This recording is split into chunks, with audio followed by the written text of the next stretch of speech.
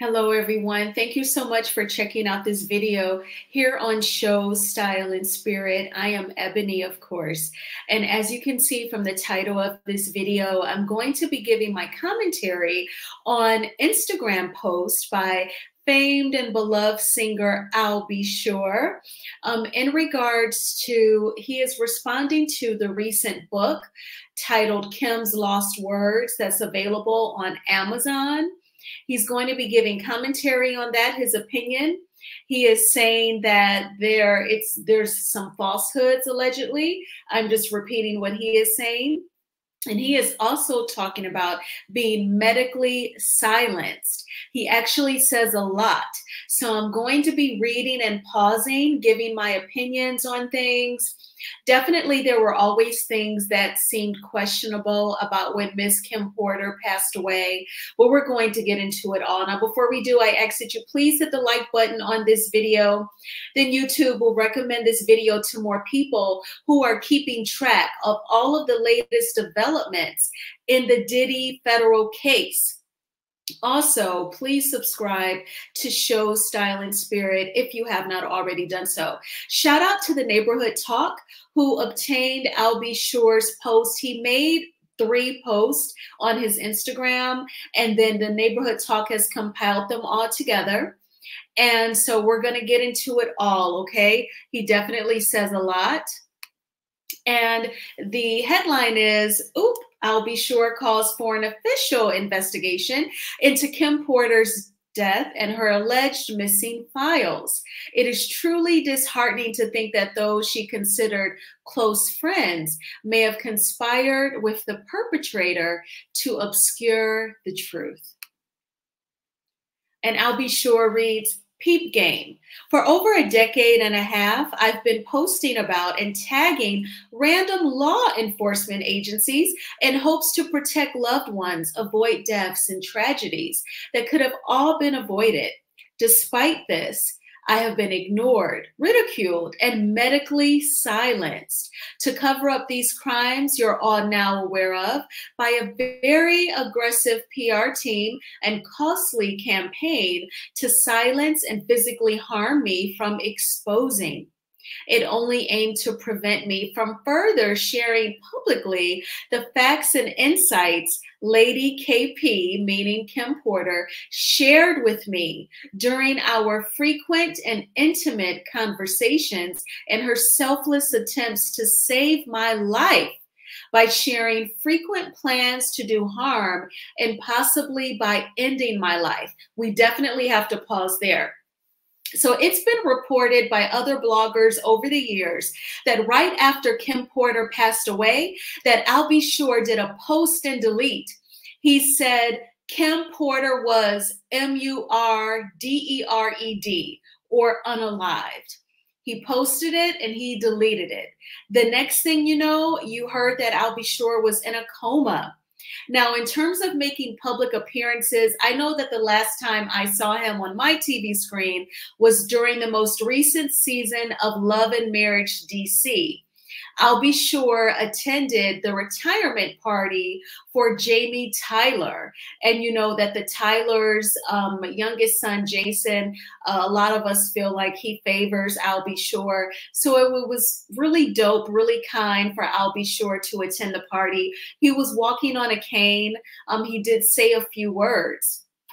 Now, it was also always rumored that Kim Porter was working on a book of her experience with dating Sean P. Diddy Combs. And some people, you know, they did put that rumor out there that possibly she was unalived and it was made to look like she had pneumonia at the time of her passing. So these were things that definitely were floating around in the rumor mill. And honestly, they never seemed too far-fetched at all. And then Al B. Sure goes on to say further, hashtag investigation request regarding Miss Kimberly Antoinette Porter. I am writing this post to formally request an investigation into an entire group of individuals who worked at or around the residence of Miss Kimberly Porter, including the publicist who assisted drafting this. It has come to my attention that these persons were also instructed to steal her computer and mobile devices, which contained her original book notes. Original notes are distinct from the fabricated bullshit and offensive pages circulated via Amazon, which depict graphic actual acts involving me that never took place and were edited and added after Miss Porter's tragic murder. Let's take a pause. So this is where I'll Be Sure is clearly saying that some parts in the 60-page memoir were definitely fabricated to specifically say that there were graphic actual acts involving I'll Be Sure that never took place. So this really speaks to, if possibly, allegedly, in my opinion, just a conspiracy theory. If Diddy may have thought, or perhaps one of his, adult kids may have asked someone to put out this memoir, and they're saying that it is unverifiable, and they include I'll Be Sure in it, almost projecting any lewd actual acts that she may have done with another man, and then they're pinning it on I'll Be Sure to make him look like, an actual deviant. That's what it sounds like to me. And he goes on to say, I urge you to consider who authorized such a fictitious publication without categorizing it as calculated fiction. The publicists and conspirators worked in concert from separate camps launching this campaign, which appears to be a very personal and deliberate distraction from their involvement in covering horrific crimes, assisted in and perplexed the public for many years, which I have personally experienced and cautiously deemed just a medical crisis. For legal reasons, until the rest of these atrocities were uncovered by authorities, making it more believable to a gullible public that has been fooled for so long. So then he talks about, being in a coma, and people were just categorizing him as a medical crisis. But I'll Be Sure is challenging all of us to look deeper. It's not like any of the Black publications in the late 80s, 90s, early 2000s ever said that I'll Be Sure had any medical issues. We've never heard of him having any prolonged hospital stays. And suddenly he gets so sick and he's in a coma. Now, do we know him personally? Of course not. Are we with him 24/7 a day, to 24 hours a day to speak to his lifestyle, his choices? No. But we also haven't heard of any prolonged hospital stays or medical issues either. So he's saying, definitely don't be gullible and don't be fooled. Miss Porter's missing devices, allegedly already in evidence, unquestionably contain the critical evidence that have been concealed. I'm convinced that evidence corroborates closely with detailed outlines in the recently released public indictment document. Additionally, it is pertinent to note that the individuals involved in this matter may also be connected to also concealing the alleged pow-pows of several prominent artists, a situation that has left many bewildered. Yet those who are immersed in the culture and familiar with the intricacies of the entertainment industry may have a clearer understanding of the obvious. Definitely, we have to take a pause. So that is huge. I'll Be Sure is totally telling us to think deeper and connect the dots. So when he says, it's pertinent to note that the individuals involved in this matter, Kim Porter's passing, I'll Be Sure getting sick out of the blue, they could also be connected to also concealing the alleged pow-pows of several prominent artists. Who do you think of when you hear several prominent artists? I think of Tupac Shakur. I think of Biggie, the Notorious B.I.G. And, you know, some people may think of Nipsey. You know, we could go on and on. Now, I ain't saying that nobody is connected to anything. I'm just saying thoughts that come to my mind as I read I'll Be Sure's post. But he is saying that there's definitely multiple people involved to assist with someone's plans to do things. And it's even deeper than X trafficking and wild freak offs. It could also mean, you know, the taking out of artists. And it gets really, really deep. And then he talks about, you know, there being like a team of people. If you follow Kempire here on YouTube, an amazing, amazing blogger, I've been following him for 3-4 years now. He did commentary on the ending of All About the Tea, if you remember that blog. So that's when I started following him. Kempire, he makes a video each and every time that there is some sort of development in the Diddy case.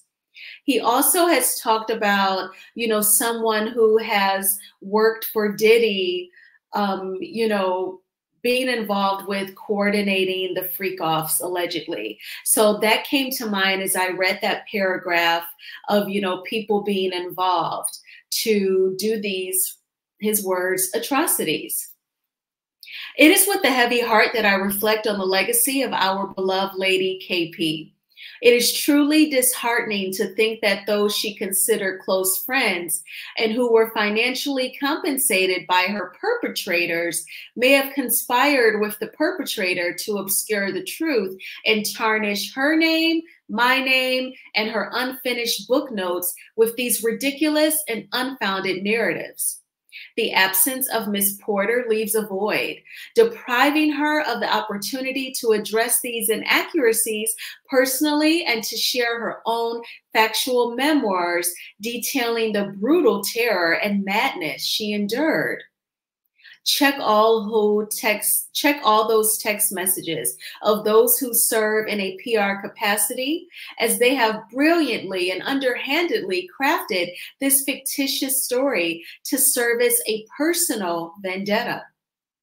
There's more. There's so much to unpack. Unfortunately, I'm the only survivor by the blessings of a medical team that initially gave up because of multiple system organ failure, septic, intubated, on a ventilator for 38 days, and forced to visit death's doorstep. But the God I serve and worship had another plan.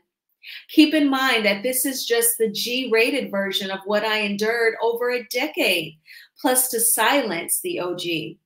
I also kept forensic records of every individual who was sent my way to set me up, track me, gaslight me, and allegedly cause harm to my system. So he is being very explicit, saying that, you know, basically someone tried to take him out, and he almost did. He was at death's doorstep, but God brought him back.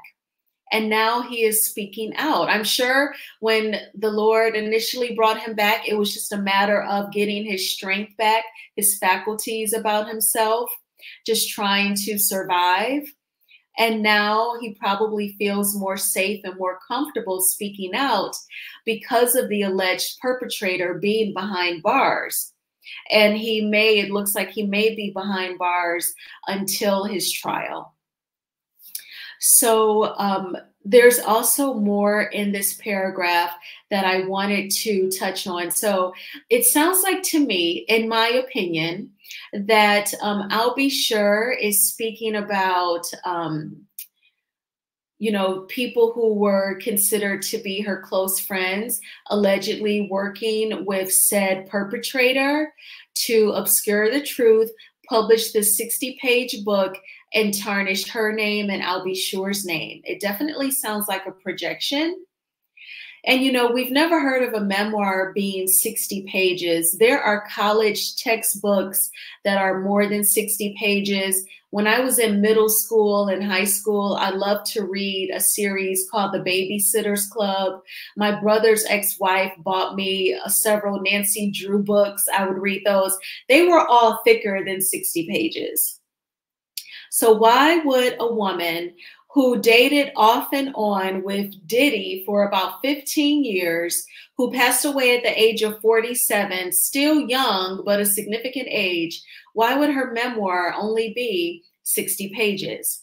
In addition to that, it's being reported that the FBI, they do have her flash drive, you know, with her thoughts or with her original book notes for the book that she was writing. I find it very interesting, and I keep going back to the fact that although allegedly someone at the hotel was paid $60,000 for the surveillance footage of him allegedly beating Cassie, the tape resurfaced after her lawsuit and settlement. So like, did someone make a copy, or is it someone from his camp? I doubt it that it's someone from his camp that released that footage to the public. There had to have been some sort of copy made, and Cassie remembered the hotel where she stayed and was able to get a copy. Definitely, I just always wondered, you know, how did that resurface if he paid for it? And that was like chump change to him, 60,000.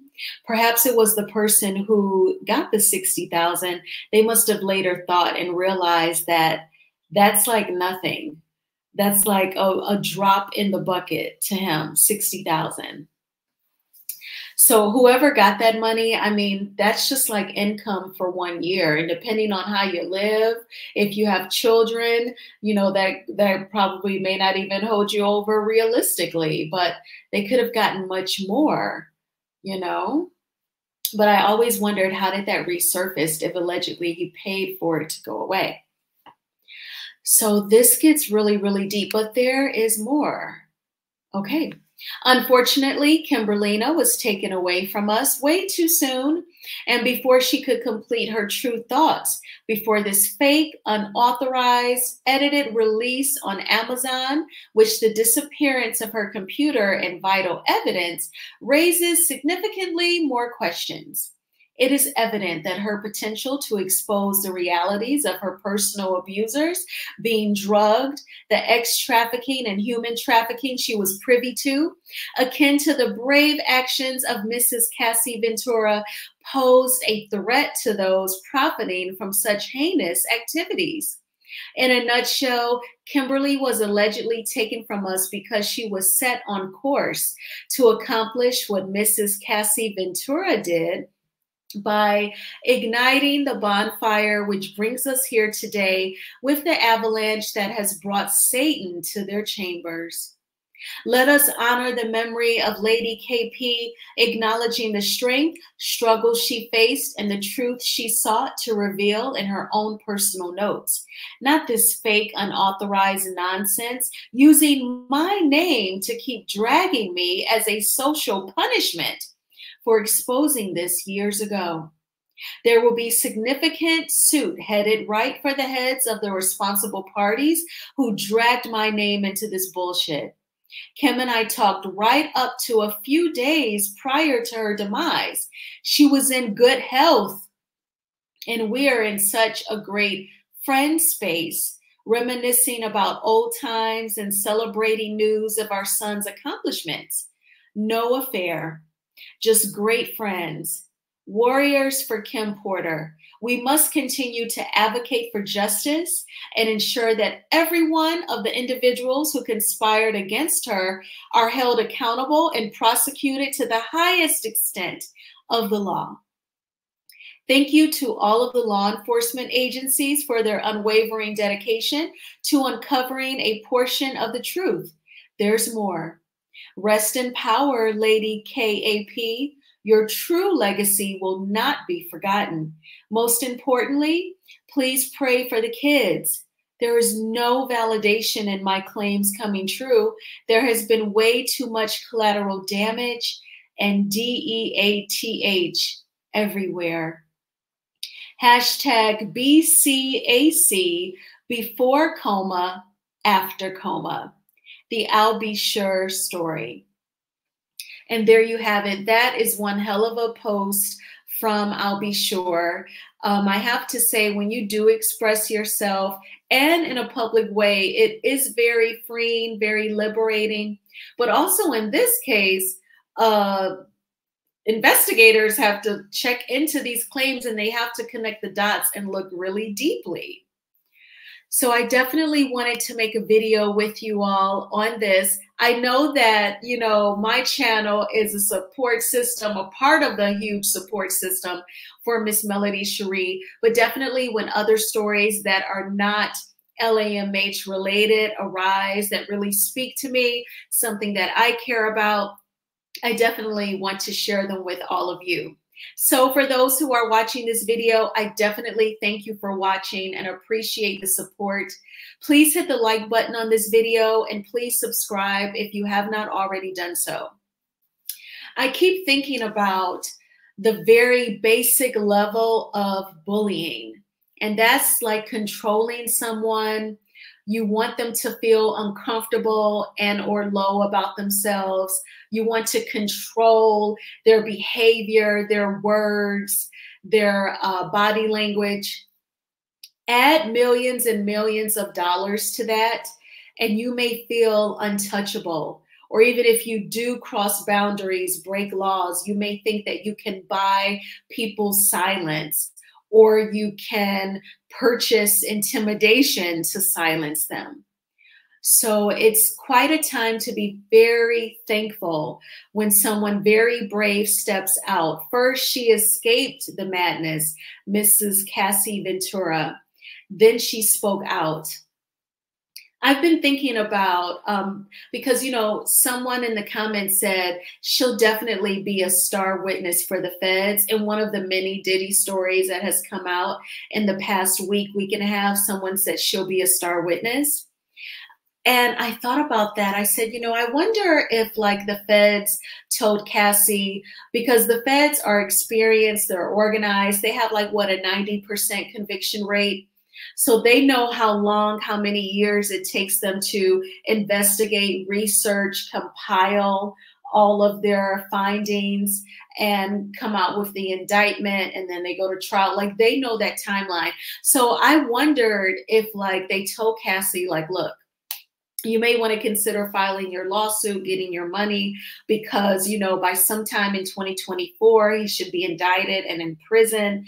You know, like I did have those thoughts, because literally they settled like 10 months ago, last November, you know, and then here we are and he is locked up and awaiting trial.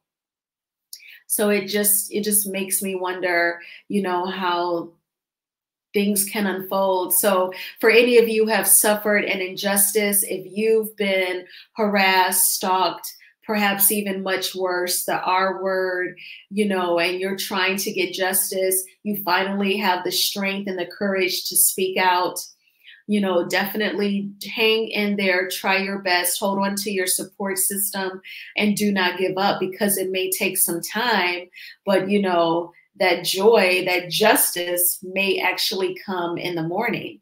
And certainly everything that I've said here is alleged and just my opinion. And I thank you all again for watching this video. I hope that you had a magnificent Monday and not a manic Monday. If you did, just breathe. Watch your favorite YouTubers, try to drink some water while you watch them, you know, say your prayers if that's what you do, or journal about your day. Stand in the mirror and say your affirmations and try your best to think as positive as you can that tomorrow will be much better. I went to the park after work today. I had like a good cry. It just felt good and just like what I needed. And then I came home and I said, I want to make that video about I'll Be Sure's post. And it was so chilly today. It definitely felt like a fall day. The leaves are turning colors, and there's a few of them on the ground. So fall is here, but it's all good. You know, summer will always return to us, right? But this is the season of, you know, visually, it's the most beautiful season with the red and gold leaves. It's also the season of cider mills, apple orchards, apple farms, whatever you call them where you live. So those places have pumpkins, apples, cinnamon donuts, apple cider. You know, some of them are on farms where they may even do haunted houses. I haven't done one of those in a while. And so, yeah, it's a good time in the fall as well. And it's also the start of the holiday season. So great days ahead. And you are going to have a terrific Tuesday. And I will talk with you all soon. Bye.